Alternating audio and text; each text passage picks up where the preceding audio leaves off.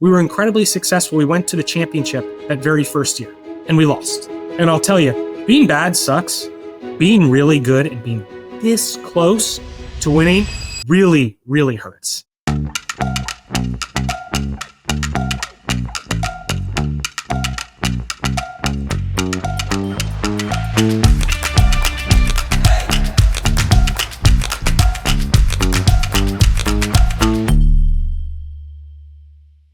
Welcome to this week's As Unexpected podcast, when we talk to C-suite executives, entrepreneurs, and philanthropists about how they lead into the future when the future generally goes as unexpected. I'm Scott Marshall, your host, and my own professional experience has made me a believer that it's not how you show up when all goes as planned, but it is how you show up when things go as unplanned. Given all of their experiences, each of our guests has become very attuned to the fact that the future is not to be predicted. My hope is that this podcast can help all of you become better leaders by building the core leadership capabilities for leading in an uncertain world.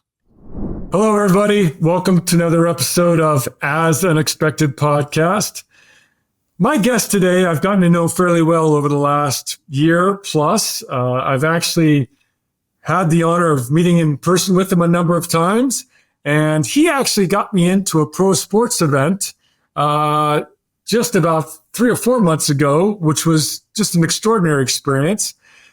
I'd like to welcome Kirk Lacob. Kirk, welcome to the show. Thanks for having me. Appreciate it. Looking forward to this. Yeah. Hey, Kirk, would you please start off by giving our audience a little introduction to yourself, your career path, and what's ended up in your current role? Yeah. I've been with the Golden State Warriors here for 14 seasons. I'm now the executive vice president of basketball operations, which is a lot of words to basically say that I got to get my hands in everything. So my career has been exactly that. I've done everything from minor league operations, starting and running a minor league team that created a development track for players and coaches, front office, really everyone on the business and basketball side. I've done tons of scouting all across the world, in the U.S., in the minor leagues, pretty much any town, anywhere. I've been there. I've done things on the budgeting side, player negotiations, all that sort of stuff. So yeah, I've had a lot of different roles, player development, but ultimately that's now all encapsulated in my current role as executive vice president. And my job is really, the way I like to describe it, is make the GM look good. Do the things that they maybe don't want to do, or find that is not their strength. Find a way to get those things done and put that person in a position to succeed. I love it. I love it. And you weren't always in basketball, right? In my professional career, I more or less have been. Okay. Basically started here right after college, but I have moonlighted in other areas, specifically on the sports business side, but also in the investing world. Done a lot of investing privately, both for the Warriors and on my own. And worked with a lot of other companies on the side. Sit on the board of something called Positive Coaching Alliance in the Bay Area here, and I've worked with a bunch of other nonprofits. But I would say for the past 14 years, got a lot going on, but it's always centered around basketball at the end. Brilliant, brilliant. And before we get into the heart of the podcast, I got to ask, do you still lace them up and get on the hardwood? I do. I probably shouldn't. All the time I'm told, when are you going to quit? Often by my wife. And my dad and my siblings. I do play quite a bit. It's just something I love. It's a competitive outlet for me that I'm a very competitive person, but I also am pretty calm for the most part. And I think that's because I have a competitive outlet to kind of get all that out of me when I need it. But yes, I do still play in a men's league here in San Francisco. I do play games at San Quentin State Penitentiary. I used to play about 8 times a summer. Now I really only get to play once a year there. But yeah, playing basketball is one of my great loves in life. I mean, frankly, all sports, I just happen to be a lot better at basketball. That's awesome. So hopefully your wife won't hear this part of the podcast, but I stopped playing once I ruptured my Achilles tendon. You'll stay much more fit. You'll stay much more limber. I did when I got into my 40s, but that was the end for me. Scott, that's my greatest fear. For a long time, it was ACL. That was what I was most scared of. And then as I got older, I realized Achilles is the one you really got to look out for, especially it happens when you stop doing stuff and then you try to start again. So I've tried to be really consistent. But yeah, the reason everyone tells me to quit is same as you. I've had a lot of injuries over the last 7-8 years. I've torn my calf twice. I've had a hamstring, like a grade 2 hamstring. I've blown out my plantar fascia in my foot. I got 2 black eyes in 6 months, like really bad ones. One I had to wear at like a family event, which was not great. So, but you know what? For me, and this is maybe a sense of, and we'll talk about this, but the grind to come back from something like that, an injury. I mean, you know this, having gone through a major physical therapy is really hard, really, really hard. And there's something about, I really don't like it. I don't think anybody likes it, but there's something about that challenge that really makes you go. Really helps you dig in. And so every time I'm saying the decision, it's, am I done? I've got this injury, and I always sit there and be like, I'm going to attack this thing. I'm going to be better than before. I get it. And you're still quite a bit younger than me. I wasn't until my mid 40s when that injury occurred, and I just decided I'm going to recover, but not to play basketball. I'm going to recover so I can hike and I can still play with my kids and all this kind of stuff. But I get it. It was really hard for me to let go of. Yeah. It becomes that outlet that's really important. Okay. Enough about the hardwood for now. Let's get on with the heart of the podcast. So obviously the title is very self-explanatory. It's about leadership, and it's about how we show up when things don't go as expected. It's my firm belief that it's easy to show up when things go exactly as you thought they would. You had a plan, the plan was executed, and everything's going well. But life doesn't unfold that way very often. And it's really about how we show up for ourselves and others when things go as unexpected. And I'd love for you to share with our audience at least one, if not a couple, stories about what happened, something that was quite unexpected. And first of all, how you showed up for yourself and how that then conveyed for how you showed up for others. Yeah, I think your definition to me is exactly spot on. It is easy to go about things when things are going well. It's easy to be a front runner. The hardest thing to do is to dig in when things aren't going your way. And I think you learn a lot about yourselves and you learn a lot about other people. To me, a big part of leadership is lifting yourself in a way that lifts other people. Because ultimately, you're only as good as the people around you. None of us can really do anything completely by ourselves. Look, I work in a team sport, so it's evident to me every single day in a very binary wins and losses way. If you perform, great, but if your team performs, you all win. And I think that's just such a key component of life. So why I loved playing team sports growing up, and why I love working in them now, is because it's not just about you, but making other people better is about you. It's about finding ways to encourage them, empower them is a word I really like to use a lot. And so, over the course of my career, I think I've been a part of a lot of winning, but also a lot of losing. And with losing comes tough times. And I think a lot of the times you don't realize how good the winning can be until you get there. And then you don't realize how bad the losing hurts until you've won. And then you want to get back there so badly. Couple examples in life. I think, first of all, great introduction remarks. Thank you for that. Yeah. Now, I think, what's really tough is that there can be a difference between your personal life and your professional life.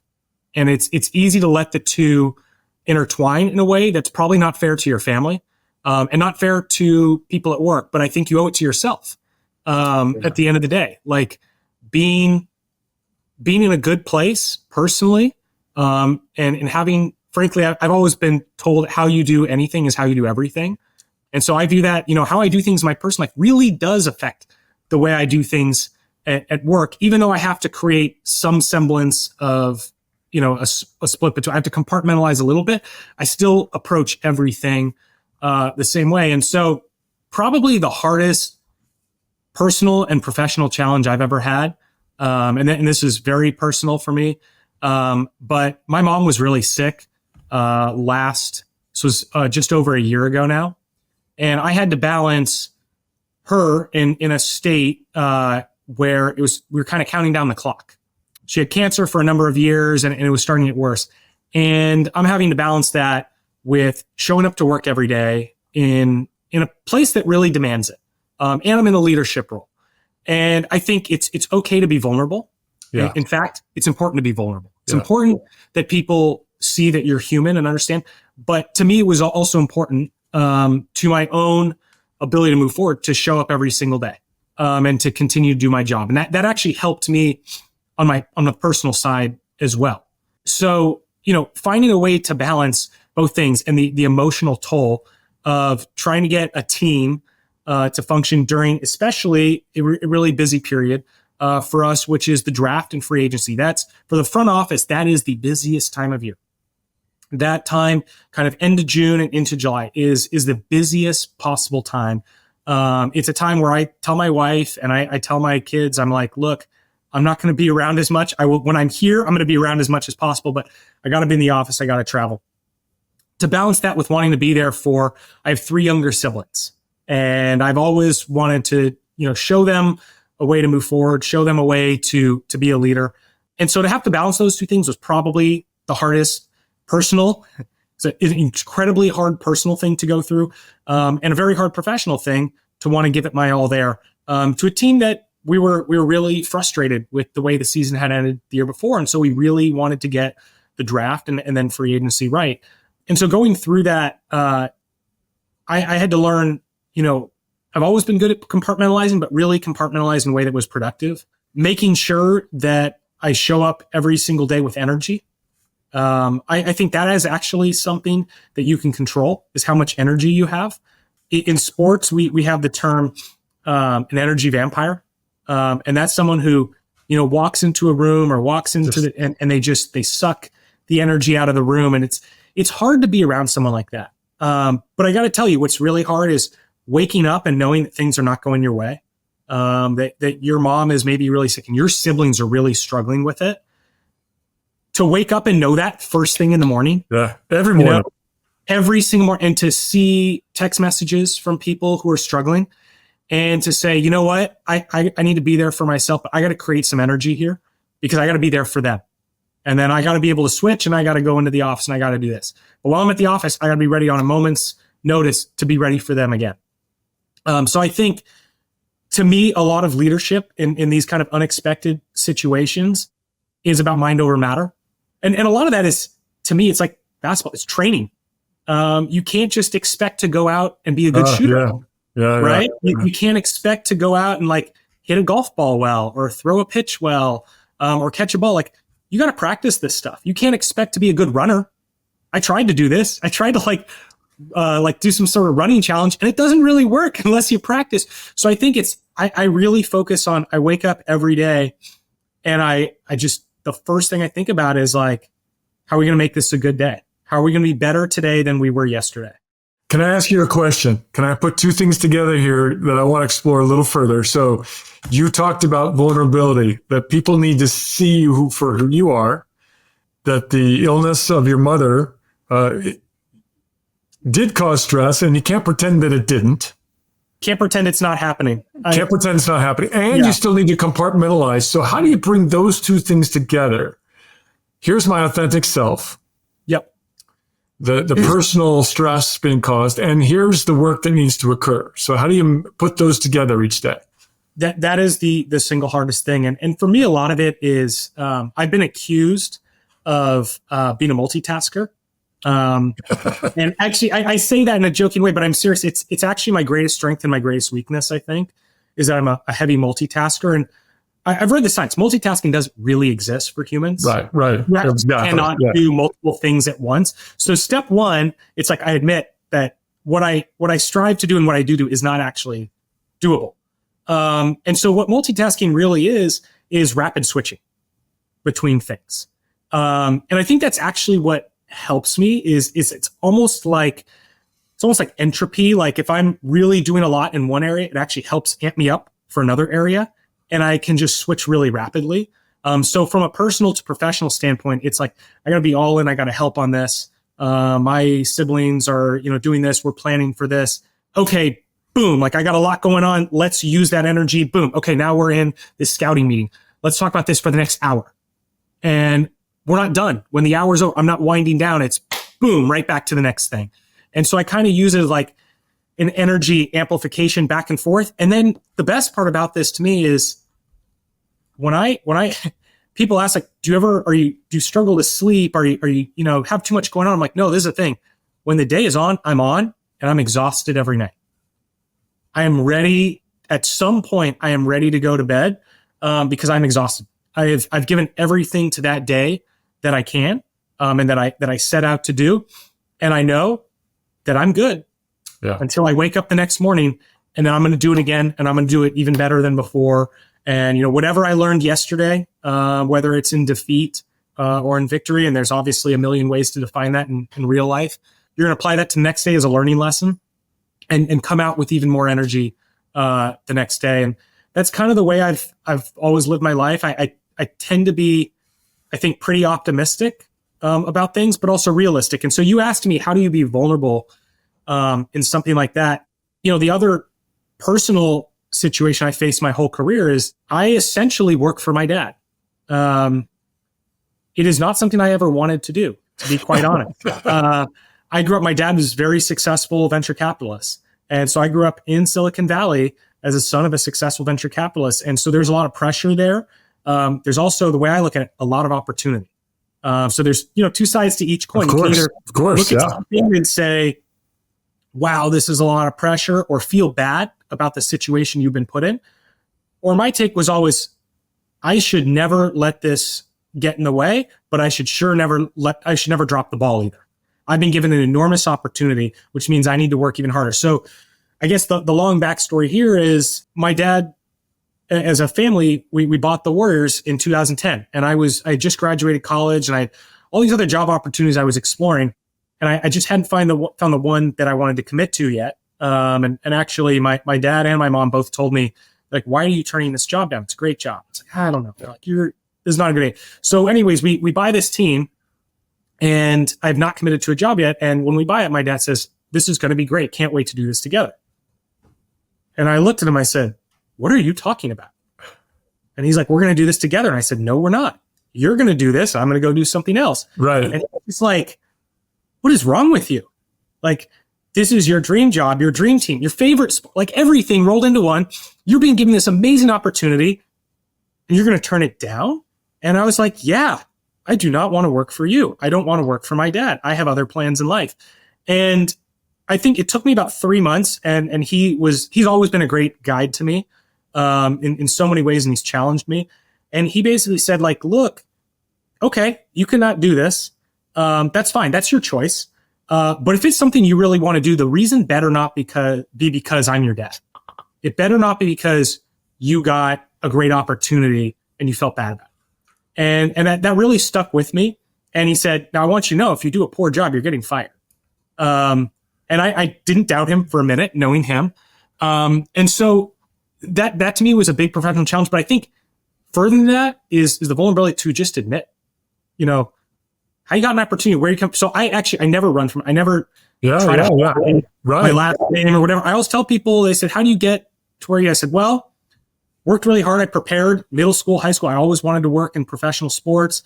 I took classes, I audited college classes in high school, all this. But at the end of the day, also, I was given this unbelievable opportunity, and I was told, don't drop the ball. And so I think that's an important part of vulnerability, is whether it's, people can tell something's wrong with you and you're not going to tell them what it is. No, my mom's sick. She's probably going to pass away soon, and I'm taking care of my family on the side. Telling people what's up. But I'm never sitting there asking for people to feel bad for me. Like, oh, you have to work for your dad. You didn't want to do that. No, I get to work with my dad in a dream job. I better just not screw it up now. I got to work harder. Oh, you don't seem fully engaged in this meeting. Okay, well, I need to be. I understand. Let me tell you what's going on. I've got this going at home, but you're right. I got to be fully engaged here when I'm with you guys, or maybe I shouldn't be here on that day. So I think that's always been the toughest professional thing is balancing that work life and that home life, and doing it in a way where you can give maximum energy to both of them. Love it. There's one concept you mentioned much earlier, which is this rapid switching. And my interpretation of everything you've said is it's rapid switching with intense focus. So, of course, anybody can rapid switch. But it's the degree to which you engage in the task at hand, which really makes the impact. And to your other point, what people can be challenged with is unsticking from the previous task, right? Yes. Which can hold them back in the next one. So I think it is a phenomenal skill set to rapid switch with intense focus on each task. This episode of As Unexpected is sponsored in part by Semester at Sea, a study abroad program for college students and adults on career breaks, sabbaticals, or retired, interested in learning and exploring the world together. Learn more about the Lifelong Learner program at www.semesteratSea.org. The other thing I wanted to mention, and I totally agree, it's fine when people ask me what keeps you up at night, but I always disappoint them because I say nothing. Yeah.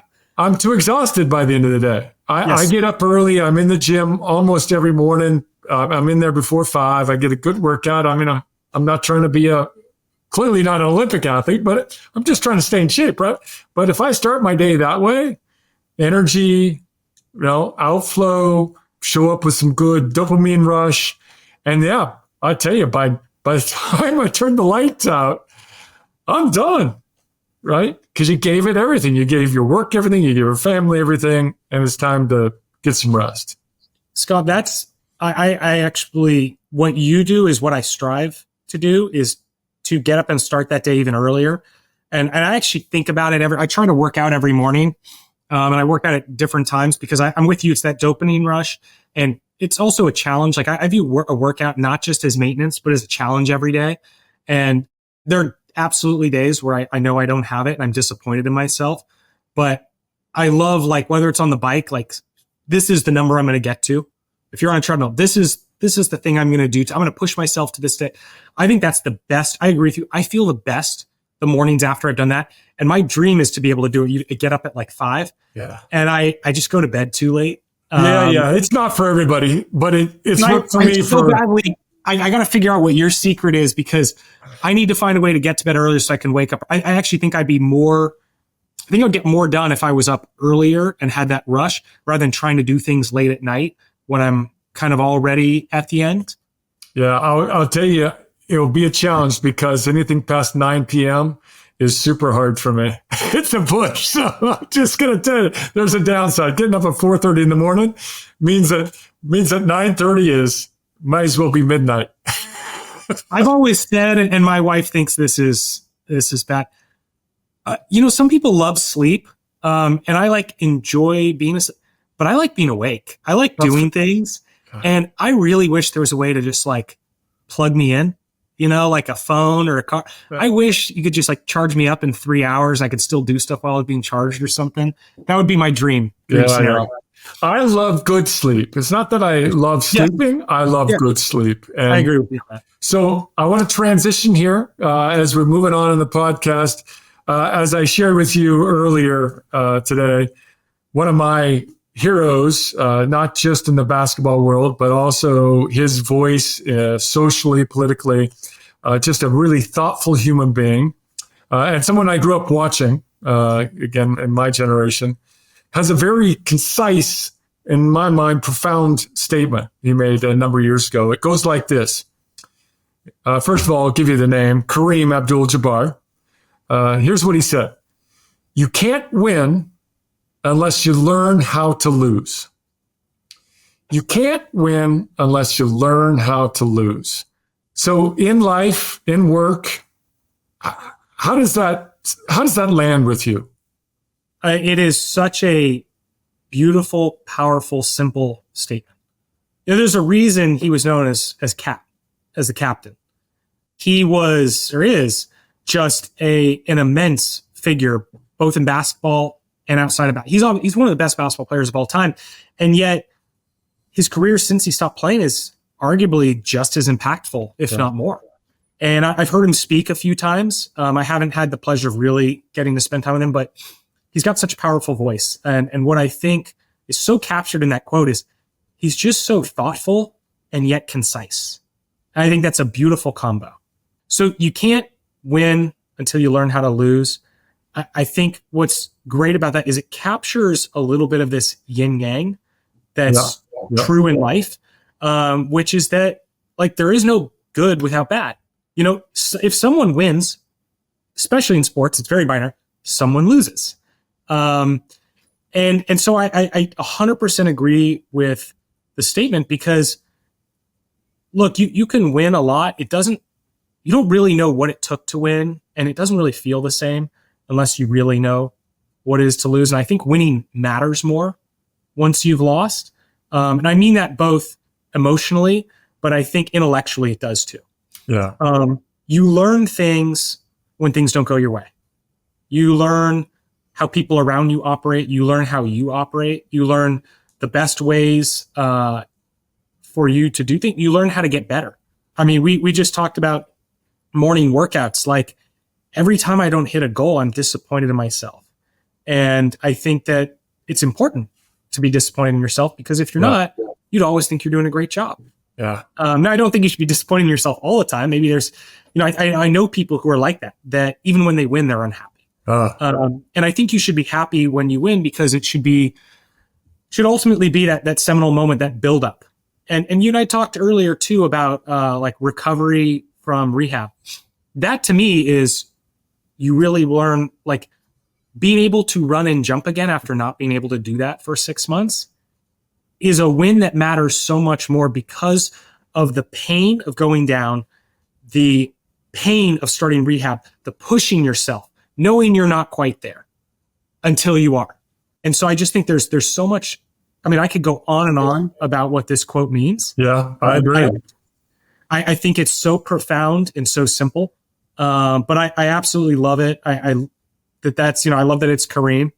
And yeah, I think you learn so much when things are not going your way in life, in sports, at work. And I think it's very, very easy to get down on yourself. It's very easy to wonder why things went wrong instead of, well, how can I be better because of this? And I told you I'm an optimist, but I'm a realist. A lot of times when things do go wrong, I give it a second to feel bad, but I immediately try to turn my mind to how can I use this as fuel? What can I learn from this? And actually, from a professional standpoint, I'll give you an example of exactly this quote. I was running our minor league team. It was originally the Dakota Wizards in Bismarck, North Dakota. And then it was the Santa Cruz. We moved it to Santa Cruz, California on the beach, the Santa Cruz Warriors. And I was running the basketball side primarily. I was also helping to run the business side. And we were very good early on, which is a lot of pressure when you're starting up a new team. So I'll never forget when we moved from Dakota to Santa Cruz, the pressure to win our first game in a new arena that had just been built in a new city. And, in hindsight, it is a minor league thing. But it's still like this whole town, we had gotten them on board to have this team. So we're going to have this great basketball team. It's going to be so much fun. And everyone's like, let's go out there and win the game. It's going to be so fun when we win. And I will never forget our coach was so nervous. It was like a huge relief for him. Huge relief when we won that first game.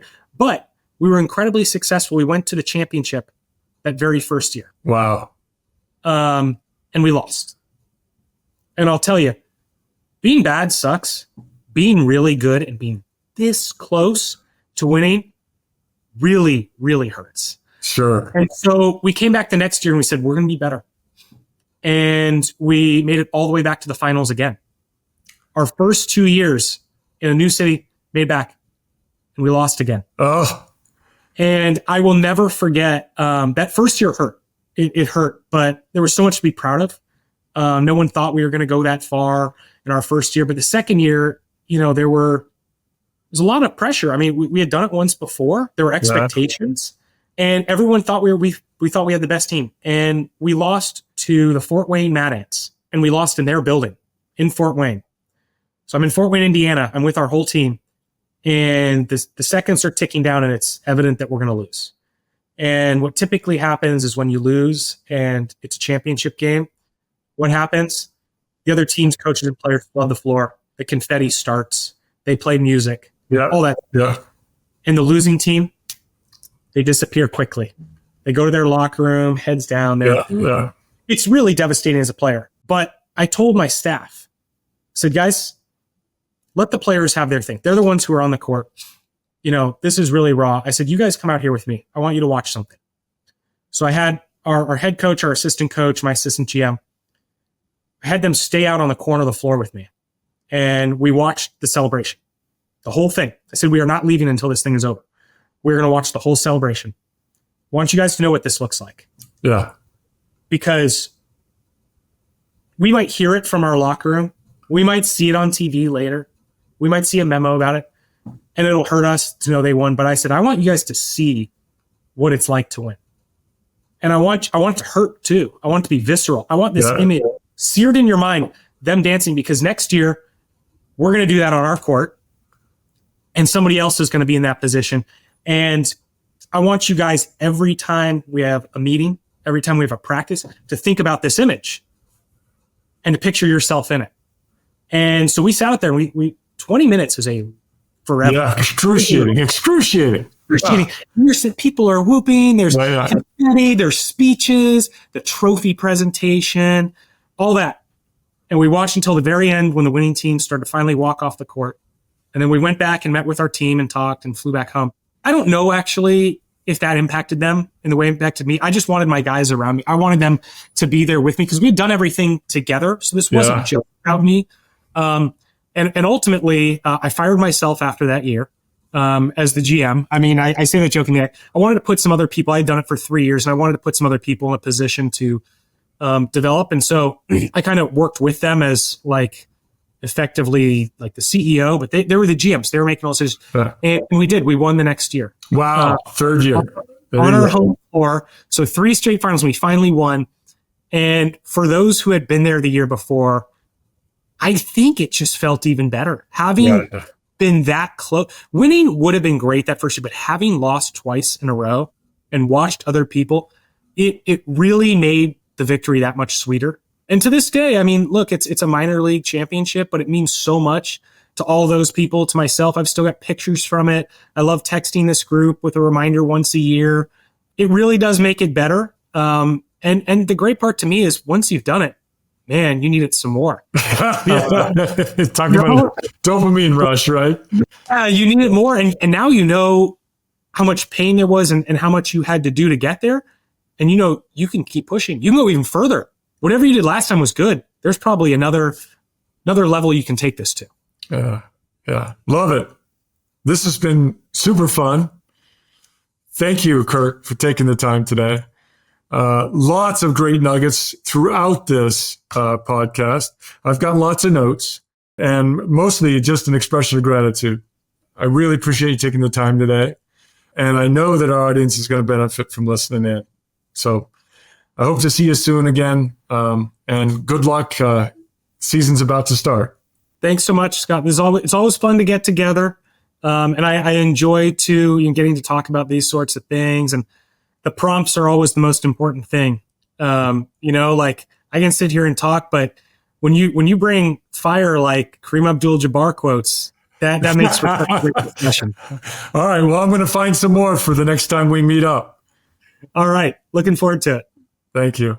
This episode of As Unexpected is sponsored in part by Semester at Sea, a study abroad program where students visit 10 countries on 3 continents, all while taking 3 to 4 college classes through Colorado State University. See course offerings and upcoming voyage itineraries at www.semesteratsea.org.